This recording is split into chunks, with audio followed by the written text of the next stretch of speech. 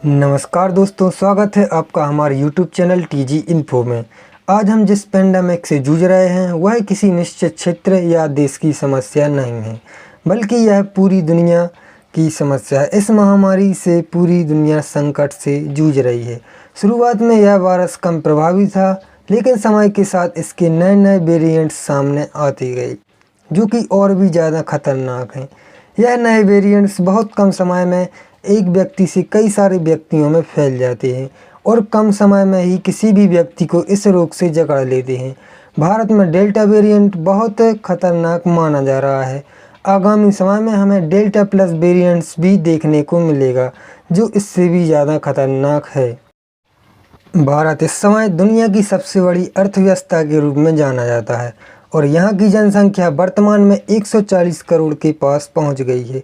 Bharat business, education और technology में China को पीछे करे या ना करे, लेकिन पॉपुलेशन में उसको पीछे कर ही देगा। भारत जैसे विकासशील देश में कोरोना जैसी महामारी किसी अभिशाप से कम नहीं है। इतने बड़े देश को, जहां की जनसंख्या का एक बहुत बड़ा भाग गरीबी और बेरोजगारी से जूझ रहा है, उस देश में इस तरह की पेंडेमिक का सामना करना एक बहुत बड़ी चुनौती है। भारत में इस वायरस को फैले करीब 1.5 वर्ष से भी ज़्यादा हो चुका है और बीते समय में भारत ने कोविड-19 से जुड़ी कई सारी समस्याओं का सामना किया है और बहुत हद तक उन समस्याओं पर काबू भी पाया है। अब तक भारत में कोरोना की 2 लहर आ चुकी हैं, जिनमें कई बार लॉकडाउन लगाया गया है। अब भविष्य में कोरोना को लेकर लोगों के मन में कई सारे सवाल उठ रहे होंगे, जिनमें 3 सवाल काफ़ी कॉमन हैं। पहला सवाल कि भारत में कोरोना की तीसरी लहर आएगी या नहीं। दूसरा सवाल है, क्या भारत तीसरी लहर के पहले वैक्सीनेशन पूरा कर पाएगा। तीसरा सवाल है, क्या भारत में पुनः लॉकडाउन लगाया जाएगा। इस तरह के सवाल आपके मन में भी उठते होंगे, तो चलिए जानते हैं इन तीनों सवालों के जवाब। पहला सवाल है कि भारत में कोविड की तीसरी लहर आएगी या नहीं, तो इसका जवाब है नहीं आएगी। अब मैं आपको 6 ऐसे रीज़न बताऊंगा जिससे आप संतुष्ट हो जाएंगे कि हाँ, अब भारत में तीसरी लहर नहीं आएगी। तो पहला रीज़न है भारत में बनने वाले मास्क और पीपीई किट्स।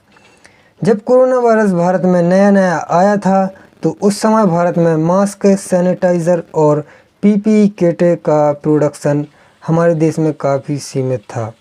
उस समय हमारे देश को इन सब चीज़ों को चाइना और अमेरिका जैसे देशों से मंगाना पड़ता था।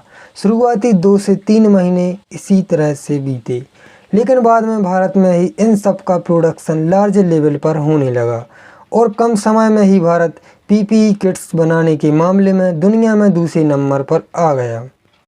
भारत में आज 600 से ज़्यादा कंपनियां हैं जो हर रोज़ लगभग 6 लाख पीपीई किट्स का निर्माण कर रही हैं। इसी तरह N95 मास्क हर रोज़ 10 से 15 लाख बनाए जा रहे हैं, जिन्हें भारत की 200 कंपनियां से भी ज़्यादा बना रही हैं। N95 मास्क अब तक का सबसे ज़्यादा सुरक्षा प्रदान करने वाला मास्क माना जाता है। इसके अलावा भारत में मिलियंस की संख्या में नॉर्मल मास्क बनाए जा रहे हैं, जिनकी कीमत काफ़ी कम यानी कि 5 से 10 रुपये ही है। शुरुआत में भारत में कोरोना की तिमाही में सैनिटाइज़र की भी काफ़ी कमी देखी गई थी, लेकिन अब आपको चिंता करने की ज़रूरत नहीं है। आज जैसे भारत में खाने वाले ऑयल्स का प्रोडक्शन हो रहा है, उसी तरह आपको सैनिटाइज़र भी किसी भी छोटी से छोटी दुकान पर मिल जाएगा। इस तरह भारत अब इन सारी चीज़ों को पूरी दुनिया में पहुंचा रहा है। अब आते हैं रीज़न नंबर 2 पर, जो है ऑक्सीजन सिलेंडर और वेंटिलेटर। तो अभी हाल ही में कोरोना के दूसरे चरण में हॉस्पिटल्स में ऑक्सीजन की कमी का सामना करना पड़ा, जिससे कई सारे मरीजों की मौत भी हो गई। इस समस्या को देखते हुए लिक्विड ऑक्सीजन का प्रोडक्शन बढ़ाया गया और जो ऑक्सीजन बड़ी बड़ी फैक्ट्रीज में जाती थी, अब उनका इस्तेमाल हॉस्पिटल्स में होने लगा। अप्रैल 2021 की रिपोर्ट के अनुसार भारत में 7,100 मीट्रिक टन लिक्विड ऑक्सीजन का उत्पादन होता था, जो अब बढ़कर लगभग 3 गुना हो गया है। इसी तरह भारत में वेंटिलेटर्स की संख्या मरीजों के हिसाब से काफ़ी कम यानी कि 48,000 ही थी।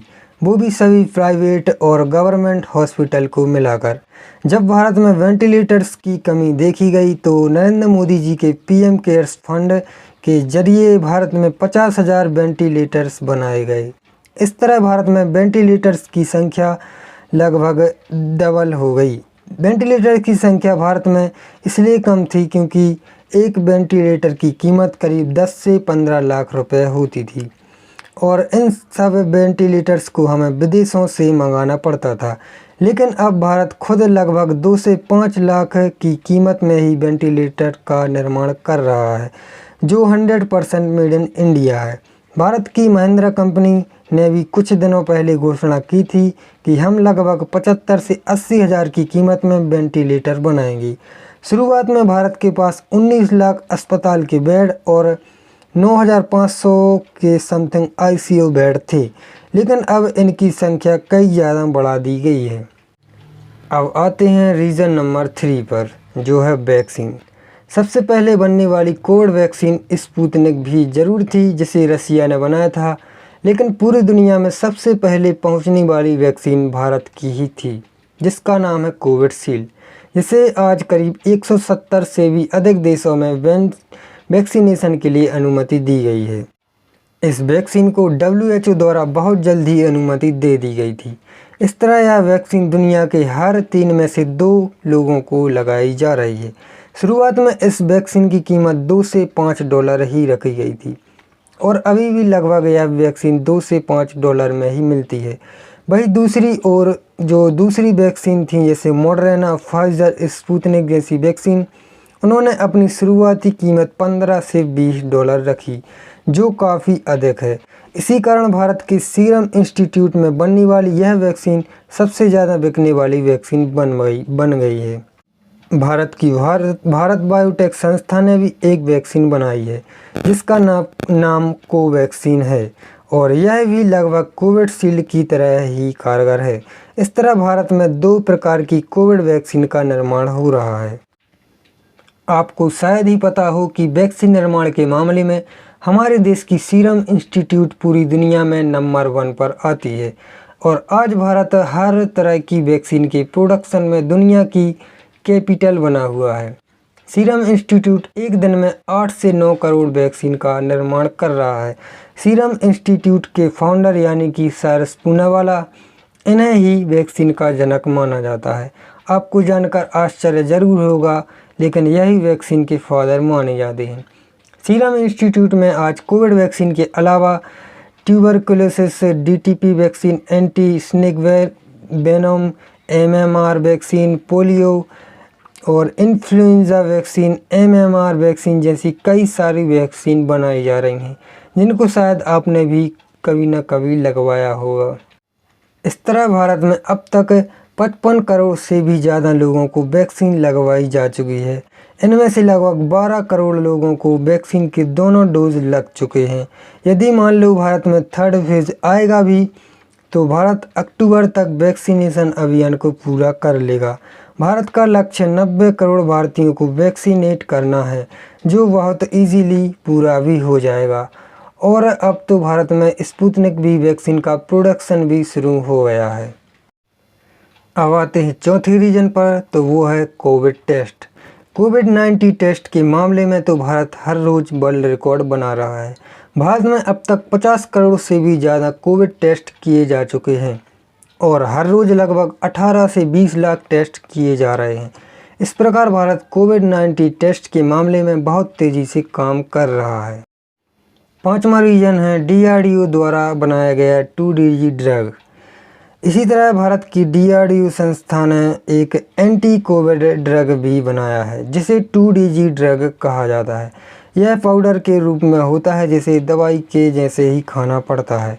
यह 2DG ड्रग वायरस के सभी वेरिएंट्स के खिलाफ काफ़ी कारगर है और इसके साथ ही यह शरीर में ऑक्सीजन की कमी को भी दूर करता है। भारत सरकार ने इसे अनुमति दे दी है। अब आते हैं आखिरी कारण पर, जिससे हमें पता चलेगा कि अभी भारत में कोरोना को लेकर क्या स्थिति बनी हुई है। जब से भारत में कोरोना की दूसरी लहर समाप्त हुई है, तब से एवरेज हर रोज़ भारत में 30,000 केसेस हर रोज़ आ रहे हैं।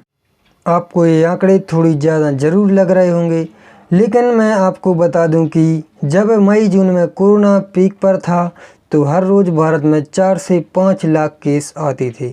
इस हिसाब से अभी के एवरेज 30,000 केस कोई ज़्यादा नहीं है। वैक्सीनेशन के साथ इन केसेस की संख्या भी कम होती जाएगी। तो यही सब कारण थे जो भारत में कोरोना की तीसरी लहर को आने से रोकेंगे। अनुमान लगाया जा रहा है कि तीसरी लहर नवंबर के आसपास आएगी। तब तक भारत अपने देश में वैक्सीनेशन का अभियान भी पूरा कर चुका होगा। इस तरह हमारे 2 सवालों के जवाब खत्म हो जाते हैं। अब आते हैं तीसरे सवाल पर, जो है क्या भारत में पुनः लॉकडाउन लगाया जाएगा। तो इसका आंसर बहुत सिंपल है। यदि हम पहले से ही मास्क का नियमित उपयोग करेंगे, सैनिटाइज़र से हाथों को सैनिटाइज करेंगे, 2 गज की दूरी का पालन करेंगे, तो बहुत कम चांस है कि भारत में लॉकडाउन लगाया जाए। यदि लॉकडाउन लगेगा तो बहुत कम दिनों के लिए ही लगाया जाएगा और इस लॉकडाउन में कई सारी छूट भी दी जाएंगी। हमें अभी से कोरोना की गाइडलाइंस का पालन करना है और इन्हीं सब तरीक़ों से हम कोविड को मात दे सकते हैं। तो आज की वीडियो में बस इतना ही। आई होप कि यह वीडियो आपको पसंद आया होगा। यदि वीडियो पसंद आया हो तो इसको लाइक करें और चैनल को सब्सक्राइब करें। मिलते हैं नेक्स्ट वीडियो में। जय हिंद।